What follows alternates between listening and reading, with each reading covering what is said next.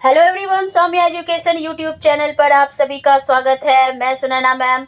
आज मैं आप सभी को जो है करंट अफेयर से अवगत कराऊंगी। तो ये करंट अफेयर्स जो है केवीएस की तैयारी करने वाले बच्चे या एनवीएस की तैयारी करने वाले बच्चे या किसी भी प्रकार की आप टीचिंग प्रिपरेशन कर रहे हैं तो उनके लिए जो है ये करंट अफेयर्स इम्पॉर्टेंट है। साथ साथ जो भी बच्चे जनरल कंपटीशन की तैयारी कर रहे हैं, यूपीएससी से लेके बीपीएससी तक, बैंक, एसएससी, रेलवे जो भी कर रहे हैं, तो उनके लिए ये टॉपिक बहुत ही इम्पोर्टेंट है। तो सबसे पहले बच्चे हम लोग यहाँ ये जानेंगे कि करंट अफेयर्स को जानने से पहले आप सभी से एक अनुरोध है कि आप हमारे सौम्य एजुकेशन यूट्यूब चैनल को सब्सक्राइब कर लीजिए। अगर जो भी व्यूअर हमारे चैनल को सब्सक्राइब नहीं किए हैं वो प्लीज सब्सक्राइब कर लीजिए और लाइक बटन बिल्कुल दबा दीजिए।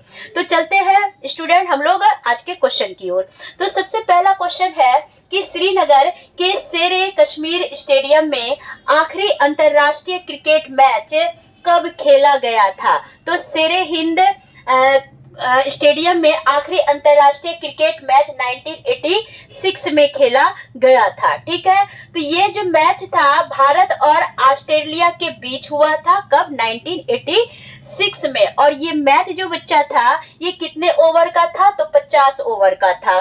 ठीक है, और जिसमें कि ऑस्ट्रेलिया ने 3 विकेट से उस मैच को क्या किया था? जीता था। याद रखेंगे।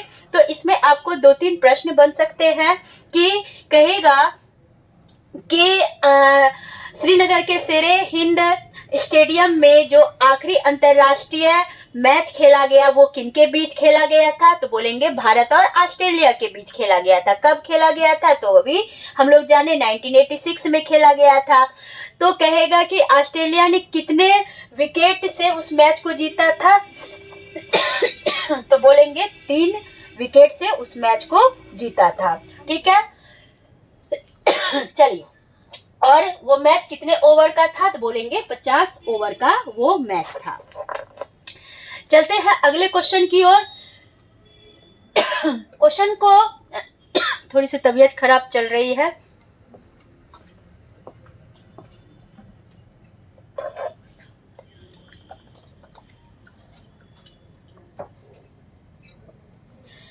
दूसरा क्वेश्चन हम लोग देखेंगे बच्चे। कह रहा है कि वित्त मंत्री निर्मला सीतारमण जी ने जो बजट अभी पेश किया है, ठीक है, तो वो बजट पेश करते हुए नई कर व्यवस्था के तहत 1 अप्रैल 2023 से व्यक्तिगत जो आयकर है यानी कि पर्सनल जो इनकम टैक्स है, तो ये इनकम टैक्स की जो छूट सीमा को बढ़ा करके कितना लाख रुपया कर दिया गया है।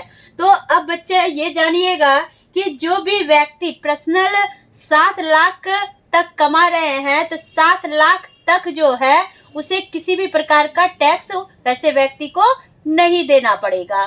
ठीक है, यानी कि 7 लाख से जो अधिक कमाएंगे तो उसे ही क्या करना पड़ेगा? टैक्स भरना पड़ेगा। ठीक है, थोड़ी सी यहाँ हम डिटेल में जानेंगे कि किसी व्यक्ति की आयकर 7 लाख रुपये अगर होती है तो उसे कोई भी टैक्स नहीं देना होगा। और इसके पहले जो था क्या था? 5 लाख की आय वाले जो व्यक्ति क्या करते थे? वो कर के दायरे में नहीं आते थे। तो 5 लाख से बढ़कर के अब क्या हो गया? 7 लाख हो गया। ठीक है, तो शहरों में जो सुविधा के विकास के लिए केंद्र सरकार ने 10,000 करोड़ रुपये के आवंटन के साथ अर्बन इंफ्रा डेवलपमेंट फंड की स्थापना। तो अर्बन इंफ्रा डेवलपमेंट फंड जिसको कि हम यूआईडीएफ के नाम से जानते हैं, तो इस फंड की घोषणा भी जो है की गई है। ठीक है, तो ये किसके द्वारा? यानी कि शहरों में जो सुविधा के साथ विकास के लिए जो केंद्र सरकार ने 10,000 करोड़ रुपया आवंटन के साथ यूआईडीएफ की स्थापना की घोषणा की है। चलिए अगले क्वेश्चन की ओर चलेंगे। अगला क्वेश्चन कह रहा है कि किसके द्वारा केंद्रीय बजट में यूआईडीएफ की स्थापना की घोषणा की गई? ठीक है, तो बोलेंगे वित्त मंत्री निर्मला सीतारमण जी के द्वारा भारत के वित्त मंत्री जो है वो केंद्रीय बजट 2023-24 में यूआईडीएफ की स्थापना उनके द्वारा की गई और घोषणा की गई। ठीक है, जिसमें कि 50,000 से कितना भाई, याद रखिएगा ये राशि, 50,000 से 1,00,000 की आबादी वाले शहर जो कि टीयर 2 यानी कि द्वितीय श्रेणी में रखा गया है, जबकि 20,000 से 50,000 की आबादी वाले शहर तीसरी श्रेणी यानी कि टीयर 3 में आते हैं। तो इसका प्रबंधन, इसका मैनेजमेंट राष्ट्रीय आवास बैंक द्वारा किया जाएगा और यह राज्यों को यानी कि शहरों के विकास के लिए होड़ करने के लिए प्रेरित करेगा। ठीक है, कहने का मतलब है कि जिस शहर की आबादी 50,000 से लेकर के 1,00,000 की आबादी होगी उसको टीयर 2 में, और फिर हम यहाँ जानेंगे कि 20,000 से लेके 50,000 तक जिस शहर की आबादी होगी वहाँ पर टीयर 3 में उनको रखा जाएगा, और इसके मैनेजमेंट के लिए टीयर 2 और टीयर 3 के मैनेजमेंट के लिए राष्ट्रीय आवास बैंक द्वारा जो है इनका मैनेजमेंट किया जाएगा। और हर राज्यों के विकास को शहरों के विकास के होड़ में भी इसे शामिल किया जाएगा, या शामिल होने के लिए ऐसे शहरों को प्रेरित किया जाएगा। ठीक है, चलिए नेक्स्ट क्वेश्चन पढ़ते हैं। अगला क्वेश्चन देखेंगे, कह रहा है कि भारत के राष्ट्रीय सुरक्षा सलाहकार अजीत डोभाल क्या है? तो ये क्वेश्चन हो गया कि भारत के राष्ट्रीय सुरक्षा सलाहकार कौन है? तो बोलेंगे अजीत डोभाल। डोभाल ने अमेरिका के किस मंत्री से मुलाकात कर वैश्विक एवं क्षेत्रीय मुद्दों की एक विस्तृत श्रृंखला पर विचारों का आदान प्रदान किया? तो हम बोलेंगे विदेश मंत्री एंटनी ब्लिंकन से। ठीक है, तो अजीत डोभाल महोदय ने अमेरिका के जो विदेश मंत्री है जिनका नाम है एंटनी ब्लिंकन, ठीक है, तो एंटनी ब्लिंकन से जो है उन्होंने मुलाकात की और ग्लोबल और रीजनल जो भी मुद्दे थे इन मुद्दों पर इन्होंने विस्तृत रूप से क्या किया, यानी कि विचार विमर्श किए और अपने विचारों को आदान प्रदान भी किया। ठीक है, चलिए नेक्स्ट आते हैं अगले क्वेश्चन की ओर। नेक्स्ट क्वेश्चन G20, ठीक है, G20 शिखर सम्मेलन की पहली रोजगार कार्य समूह की बैठक किस शहर में 2 से 4 फरवरी 2023 तक आयोजित की गई थी? यहाँ थी दे देंगे। ठीक है, किस है नहीं भाई, थी करेंगे यहाँ। ठीक है, तो G20 शिखर सम्मेलन की पहली रोजगार कार्य समूह की बैठक किस शहर में 2 से 4 फरवरी 2023 को की गई थी? तो बोलेंगे जोधपुर में। कहाँ की गई थी? जोधपुर में की गई थी भाई। G20 शिखर सम्मेलन की पहली रोजगार कार्य समूह की बैठक। ठीक है, चलिए अगले क्वेश्चन की ओर चलेंगे। कह रहा है कि किसे यूके का लाइफ टाइम अचीवमेंट ऑनर मिला, यानी कि अवार्ड मिला? तो बोलेंगे मनमोहन सिंह को। ठीक है, यूके के लाइफ टाइम अचीवमेंट ऑनर पुरस्कार किसे मिला? तो मनमोहन सिंह जी को मिला। ठीक है, चलिए अगला क्वेश्चन देखेंगे। नेक्स्ट क्वेश्चन, जनवरी 2023 में भारतीय वायु सेना के नए वाइस चीफ के रूप में किसे नियुक्त किया गया है? तो बोलेंगे AP सिंह को नियुक्त किया गया है। किसे नियुक्त किया गया है? AP सिंह को नियुक्त किया गया है।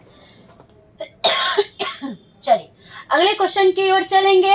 किस देश के साथ भारत ने 12 से अधिक चीते लाने के लिए समझौते पर हस्ताक्षर किए? तो 12 से अधिक चीता लाने का जो मतलब कि समझौता पर जो हस्ताक्षर किया वो दक्षिण अफ्रीका ने किया। ठीक है, कि भाई 12 से अधिक चीता हम लाएंगे।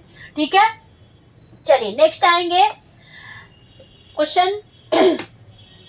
किसे FIH राष्ट्रीय पुरस्कार 2023 से सम्मानित किया गया है? बोलेंगे VK पांडियन को। ठीक है, FIH राष्ट्रीय पुरस्कार 2023 से जो सम्मानित किया गया उसका नाम है वीके पांडियन। ठीक है, चलिए अब अगला क्वेश्चन, आंध्र प्रदेश के मुख्यमंत्री द्वारा राज्य की नई राजधानी के रूप में किस शहर को घोषित किया गया? तो बोलेंगे विशाखापट्टनम को। ठीक है, तो आंध्र प्रदेश के मुख्यमंत्री के द्वारा राज्य की नई राजधानी के रूप में किस शहर को घोषित किया गया? तो विशाखापट्टनम को जो है नए राज्य की राजधानी के रूप में घोषित किया गया। ठीक है, चलिए नेक्स्ट आएंगे, हाल ही में किस राज्य सरकार ने the vision for all school I health कार्यक्रम शुरू किया गया? तो बोलेंगे Goa. The vision for all school I health कार्यक्रम की शुरुआत किस राज्य सरकार के द्वारा किया गया? तो कहेंगे गोवा राज्य सरकार के द्वारा। चलिए अगला क्वेश्चन कह रहा है किस शहर में 36वां, ठीक है, यानी कि 36th सूरज कुंड इंटरनेशनल शिल्प या क्राफ्ट मेला की शुरुआत की गई? ठीक है, तो बोलेंगे हरियाणा में। ठीक है, ये जो मेला की शुरुआत की गई सूरज कुंड इंटरनेशनल शिल्प या फिर क्राफ्ट मेला की शुरुआत कहाँ की गई? हरियाणा में की गई। ठीक है, तो यहाँ क्या आप थोड़ा सा डिटेल जानेंगे कि सूरज कुंड अंतरराष्ट्रीय शिल्प मेला दुनिया का सबसे बड़ा मेला है। ठीक है, सूरज कुंड जो अंतरराष्ट्रीय शिल्प मेला है, कहेगा सबसे बड़ा अंतरराष्ट्रीय शिल्प मेला सबसे बड़ा कौन है? तो बोलेंगे सूरज कुंड। ठीक है, तो यह मेला फरीदाबाद के सूरज कुंड में, सूरज कुंड कहाँ है? तो फरीदाबाद में है। ठीक है, तो फरीदाबाद के सूरज कुंड में 3 फरवरी से 19 फरवरी 2023 तक क्या है? आयोजित किया गया है। क्या किया गया है?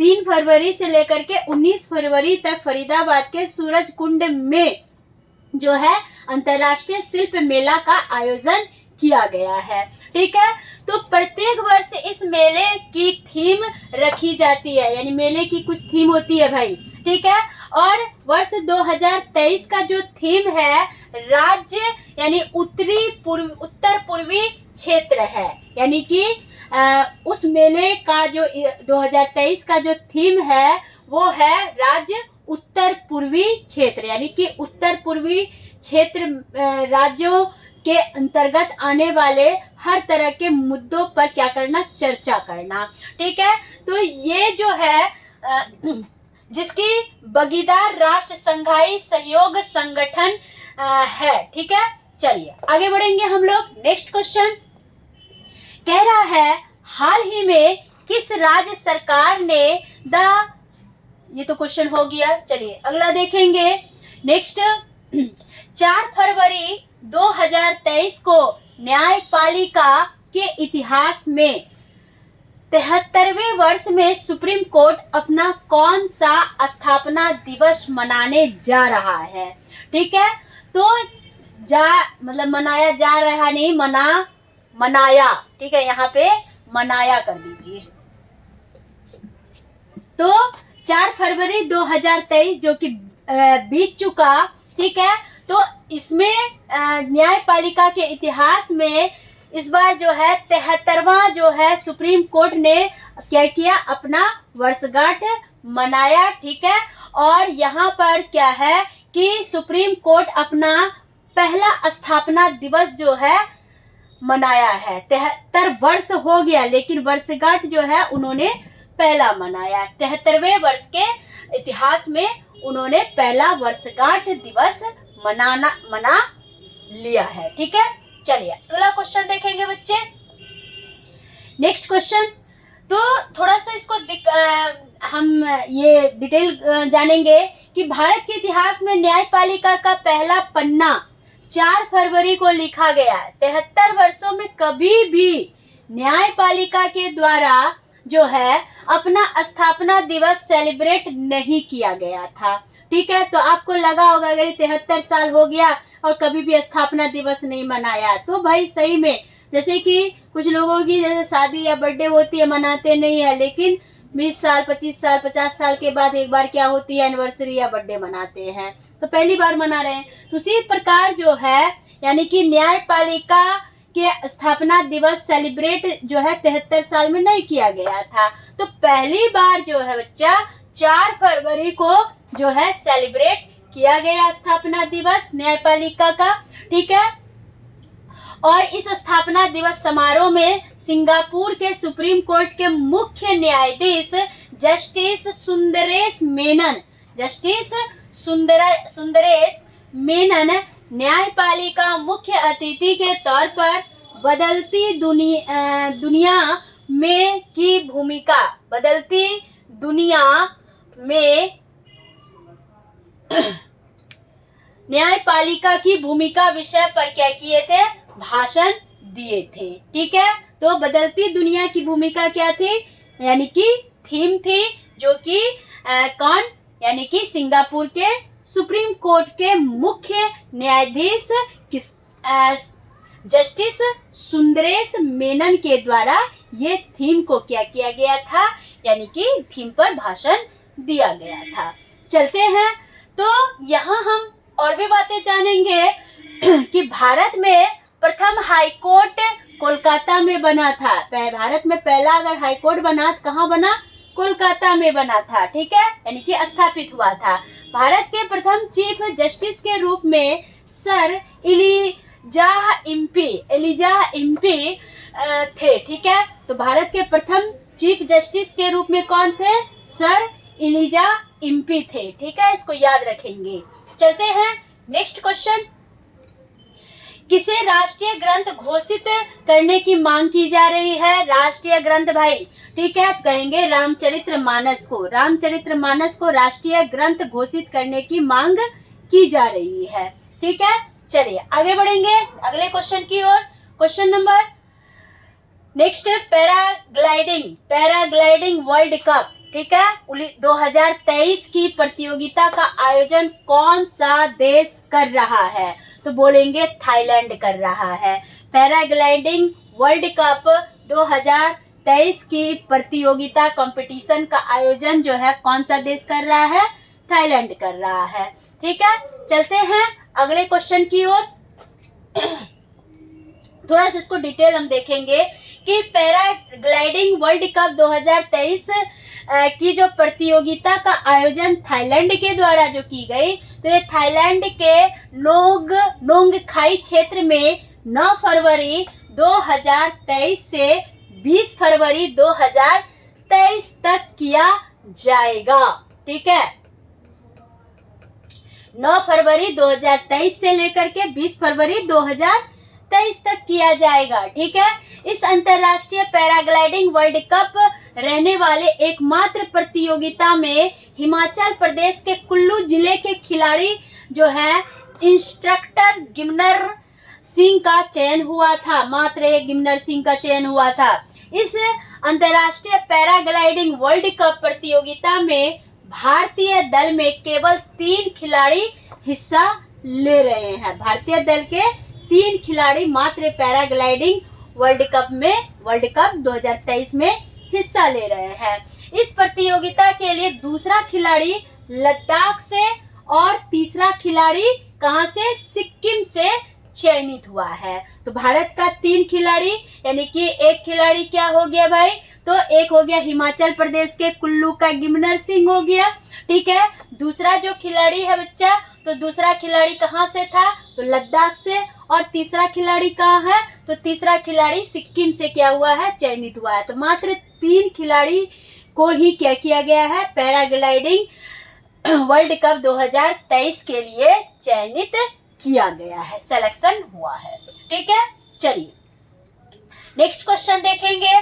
अगला क्वेश्चन कह रहा है, फ्रांस के किस डिफेंडर फुटबॉलर ने अंतरराष्ट्रीय खेल से संन्यास लेने की घोषणा की, तो बोलेंगे राफेल वरान, ठीक है। तो राफेल वरान जो कि फ्रांस के क्या थे, डिफेंडर फुटबॉलर थे, ठीक है। तो ये डिफेंडर फुटबॉलर होने के कारण इन्होंने क्या लिया, यानी कि खेल जगत से अपना संन्यास ले लिया है भाई। यानी कि राफेल वरान तकरीबन 10 साल से फ्रांस टीम का क्या बन रहे थे, हिस्सा बन रहे हैं। फ्रांस की टीम ने वर्ष 2018 में फीफा वर्ल्ड कप जीता था और वर्ष 2022 फीफा वर्ल्ड कप में फ्रेंच टीम रनर अप रही। ठीक है, राफेल वरान ने फ्रांस के लिए 93rd इंटरनेशनल मैच खेले हैं। ठीक है, तो कहेगा कि राफेल वरान जो है यानी कि कितनवा मतलब कि मैच खेला, तो बोलेंगे 93rd इंटरनेशनल मैच खेले थे राफेल वरान ने। ठीक है, चलिए अगला क्वेश्चन देखेंगे।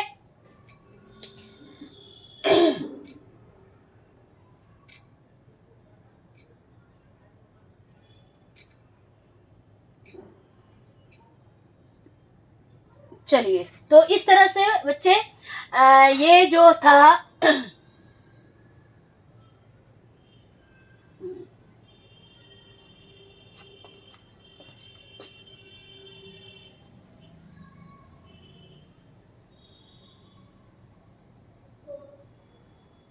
और भी बहुत सारी इंपॉर्टेंट क्वेश्चन है जिसमें कि थोड़ा सा हम आपको और भी बातें बताना चाहेंगे।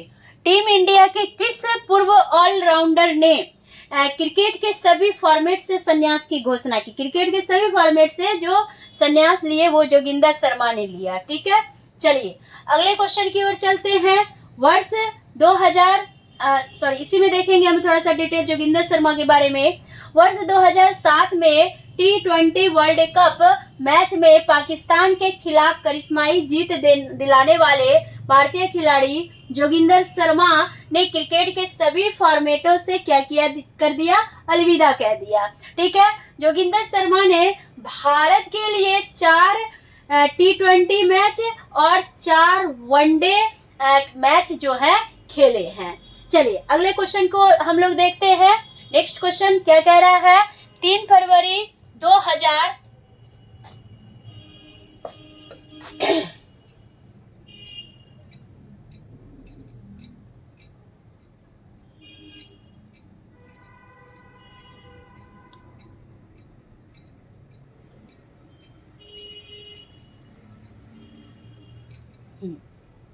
3 फरवरी 2023 को इलाहाबाद हाईकोर्ट बार एसोसिएशन का कौन सी स्थापना दिवस मनाया गया?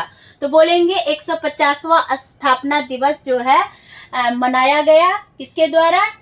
इलाहाबाद हाईकोर्ट बार एसोसिएशन का। ठीक है, हाईकोर्ट बार एसोसिएशन 3 फरवरी को 150वें स्थापना दिवस के मौके पर उत्तर प्रदेश के मुख्यमंत्री योगी आदित्यनाथ के द्वारा उद्घाटन किया गया। ठीक है, चलिए अगला क्वेश्चन, नेक्स्ट क्वेश्चन देखेंगे। क्वेश्चन नंबर, किस राज्य सरकार ने अपनी चिरंजीवी योजना, याद रखिएगा योजना का नाम चिरंजीवी योजना के तहत आने वाले परिवारों, यहाँ परिवारों होगा, आने वाले परिवारों की महिला मुखियाओं को स्मार्टफोन उपलब्ध कराने की प्रक्रिया शुरू कर दी है? तो बोलेंगे राजस्थान सरकार।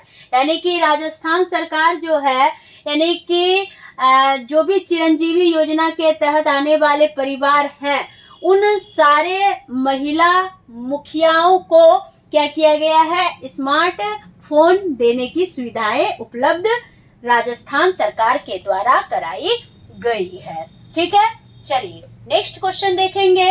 कह रहा है कि इस जो चिरंजीवी योजना में करीब 12,000 करोड़ रुपये क्या हुए भाई? खर्च होंगे, जिसमें कि मोबाइल फोन, 3 साल के इंटरनेट पैकेज और अन्य सुविधाओं की भी लागत क्या है? शामिल है। तो ये राशि याद रखेंगे कि स्मार्टफोन जो योजना था, जो चिरंजीवी योजना के नाम से जाना जाता है, जो कि राजस्थान सरकार के द्वारा दी गई, तो उनमें कुल राशि कितनी खर्च हो रही है? तो 12,000 करोड़ रुपये का खर्च हो रहा है। ठीक है, चलते हैं अगले क्वेश्चन की ओर। नेक्स्ट क्वेश्चन कह रहा है वर्ष 2023 के फरवरी माह में वैश्विक स्तर यानी कि ग्लोबल लेवल पर सबसे अमीर भारतीय कौन बने? तो बोलेंगे मुकेश अंबानी। ठीक है, तो वर्ष 2023 के फरवरी माह में ग्लोबल लेवल पर सबसे शीर्ष स्थान पर जो भारतीय हैं, जो कि मतलब कि अमीर के श्रेणी में आते हैं, तो वो सबसे ज्यादा किनका नाम आएगा? मुकेश अंबानी का आएगा। ठीक है, चलिए नेक्स्ट है यूनिलीवर का नया सीईओ। ठीक है, किसे नियुक्त किया गया है? तो बोलेंगे हेन शुमाकर को। किसको? हेन शुमाकर को जो है यूनिलीवर का नया सीईओ जो है नियुक्त किया गया। अगला क्वेश्चन, अंतरराष्ट्रीय मुद्रा कोष ने किस देश को 4.7 अरब डॉलर के सहायता पैकेज की मंजूरी दी? तो कहेंगे बांग्लादेश। ठीक है, अंतरराष्ट्रीय मुद्रा कोष, ठीक है, ने किस देश को 4.7 अरब डॉलर के सहायता पैकेज की मंजूरी दी? तो बांग्लादेश को। ठीक है, चलिए आगे बढ़ते हैं अगले क्वेश्चन की ओर। कह रहा है किस वर्ष तक भारत की पहली हाइड्रोजन ट्रेन हेरिटेज रूट्स, याद रखेंगे, हेरिटेज रूट्स पर चलने लगेगी? तो बोलेंगे दिसंबर 2023। चलिए आगे बढ़ते हैं अगले क्वेश्चन की ओर। कह रहा है कि 2025 में मैड्रिड इंटरनेशनल बुक फेयर में कौन सा देश थीम होगा? तो होगा भाई अपना भारत। ठीक है, तो 2025 में मैड्रिड इंटरनेशनल बुक फेयर में जो अगर देश का नाम आएगा तो वो देश का थीम होगा भारत। ठीक है, तो भारत के कई पहलुओं पर क्या होगी? चर्चा होगी। नेक्स्ट है फरवरी 2023 में कलिंग लिटरेरी फेस्टिवल, याद रखेंगे, कलिंग लिटरेरी फेस्टिवल का नौवां संस्करण जो है भारत के किस शहर में आयोजित किया जाएगा? तो बोलेंगे भुवनेश्वर। क्या है बोलेंगे बच्चे? भुवनेश्वर बोलेंगे। ठीक है, चलते हैं अगले क्वेश्चन की ओर। क्वेश्चन फरवरी 2023 में मैनुएला रोका बोटी को किस देश की पहली महिला प्रधानमंत्री के रूप में नियुक्त किया गया? ठीक है, तो मैनुएला रोकाबोटी को किस देश की पहली महिला प्रधानमंत्री के रूप में नियुक्त किया गया? तो बोलेंगे इक्वेटोरियल गिनी की जो महिला प्रधानमंत्री के रूप में मैनुएला रोकाबोटी को जो है प्रधानमंत्री के रूप में नियुक्त किया गया।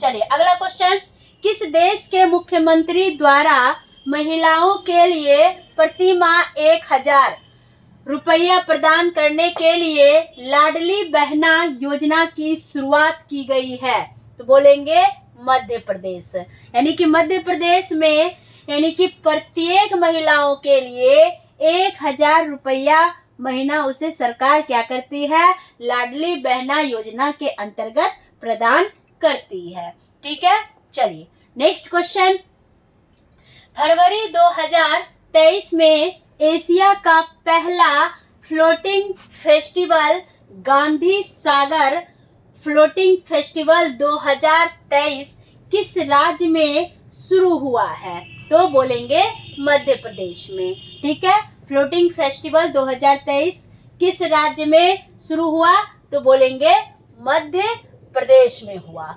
चलिए अगला क्वेश्चन देखेंगे बच्चे। नेक्स्ट क्वेश्चन है कि फरवरी 2023 में भारत ने निम्न में से किस देश को अंतर्राष्ट्रीय सौर संगठन में शामिल किया? बोलेंगे कांगो। क्या बोलेंगे? कांगो। अंतर्राष्ट्रीय सौर संगठन में कौन सा देश शामिल हुआ? तो बोलेंगे कांगो, यानी कि फरवरी 2023 में। नेक्स्ट है कि निम्न में से कौन सा देश सोलोमन द्वीप पर 30 वर्ष बाद अपना दूतावास फिर से खोलेगा? तो बोलेंगे अमेरिका। यानी कि अमेरिका जो है वो सोलोमन द्वीप पर यानी 30 वर्ष के बाद फिर से अपना दूतावास खोलने जा रहा है। ठीक है, चलिए नेक्स्ट क्वेश्चन। कह रहा फरवरी 2023 में जय जय महाराष्ट्र माझा को, जय जय महाराष्ट्र माझा को राज्य गीत घोषित किया गया। इसके गाने की कुल अवधि कितने मिनट की है? ठीक है, तो बोलेंगे 1.41 मिनट की है। ठीक है, यानी जय जय महाराष्ट्र माझा गीत को गाने में 1.41 मिनट का समय लगता है। ठीक है, अगला क्वेश्चन बच्चे देखेंगे। कह रहा है फरवरी 2023 में किस राज्य सरकार ने इस्लाम नगर गांव का नाम बदलकर जगदीशपुर कर दिया है? ठीक है, तो मध्य प्रदेश। ठीक है, तो किस राज्य के सरकार ने इस्लाम नगर का नाम बदल करके जगदीशपुर कर दिया? तो मध्य प्रदेश के सरकार ने। ठीक है, चलिए नेक्स्ट क्वेश्चन। सर्वोच्च न्यायालय के 73वीं वर्षगांठ पर किस देश के मुख्य न्यायाधीश ने संबोधित करेंगे? ठीक है, तो बोलेंगे सिंगापुर। ठीक है, चलिए नेक्स्ट क्वेश्चन। अगला क्वेश्चन है प्रतिवर्ष विश्व कैंसर दिवस कब मनाया जाता है? तो 4 फरवरी को। ठीक है, विश्व कैंसर दिवस कब मनाया जाता है बच्चा? 4 फरवरी को। ठीक है, next question. Patanjali foods limited ने हाल ही में पाम ऑयल की खेती और प्रसंस्करण हेतु किस राज्य के साथ आशय पत्र पर हस्ताक्षर किए? बोलेंगे नागालैंड। ठीक है, चलिए आगे बढ़ेंगे हम लोग। नेक्स्ट क्वेश्चन कह रहा प्रतिवर्ष अंतर्राष्ट्रीय मानव बंधुत्व दिवस कब मनाया जाता है? तो 4 फरवरी को। प्रतिवर्ष अंतर्राष्ट्रीय मानव बंधुत्व दिवस कब मनाया जाता है? तो 4 फरवरी को। ठीक है, कौन सा देश 2027 फुटबॉल एशियाई कप की मेजबानी करेगा? सऊदी अरब करेगा। ठीक है, यानी कि 2027 में फुटबॉल एशियाई कप की मेजबानी सऊदी अरब के द्वारा की जाएगी। चलिए अगला क्वेश्चन देखेंगे। अडानी इंटरप्राइजेज शेयरों को किस देश के सूचकांकों से हटाया गया? तो बोलेंगे अमेरिका के सूचकांकों से अडानी इंटरप्राइजेज शेयर को हटाया गया। ठीक है, चलते हैं अगले क्वेश्चन की ओर। किस देश के बाल अधिकार निकाय ने व्हाट्सएप ऐप बाल मित्र लॉन्च की? तो दिल्ली ने। ठीक है, तो बाल मित्र जो कि व्हाट्सएप चैट और व्हाट्सएप ऐप के द्वारा मतलब कि बच्चों से बातचीत करने का जो एक मतलब कि ऐप तैयार किया गया, वो किस राज्य के द्वारा? ताकि बच्चों को उनका अधिकार मिल सके, तो ये दिल्ली के द्वारा की गई, दिल्ली सरकार के द्वारा। ठीक है, चलिए अगला क्वेश्चन। किस देश की करेंसी पर से ब्रिटिश राजशाही की तस्वीरें हटाई जाएगी? तो याद रखेंगे ऑस्ट्रेलिया। ठीक है, तो ऑस्ट्रेलिया देश की करेंसी पर से जो है ब्रिटिश राजशाही की जो तस्वीरें हैं, जो उनकी चिन्ह हैं, वो क्या कर दी जाएगी? हटा दी जाएगी। अगला क्वेश्चन। किसने पे एज यू ड्राइव वाहन बीमा पॉलिसी लॉन्च की है? तो UIA। ठीक है, याद रखेंगे। चले अगला क्वेश्चन, नेक्स्ट क्वेश्चन देखेंगे। क्या है कि हाल ही में यायात्सो को किस राज्य का पहला जैव विविधता स्थल बनाया जाएगा? तो बोलेंगे लद्दाख। ठीक है, यायात्सो को पहला जैव विविधता स्थल बनाया जाएगा, वो है लद्दाख में। ठीक है, चलिए, तो इस तरह से बच्चे आप सभी को जो है आज बहुत ही फरवरी के जो ये अपडेट थे, तो ठीक है, और ये फरवरी से रिलेटेड जो है हम लोग कुछ अपडेट को जो है आपके सामने प्रस्तुत किया है। तो उम्मीद है कि आपके लिए ये वीडियो बहुत ही जो है हेल्पफुल होगा। तो मिलते हैं अगले वीडियो के साथ। तब आप सभी का बने रहने के लिए आप सभी को फिर से thank you, bye bye, good night.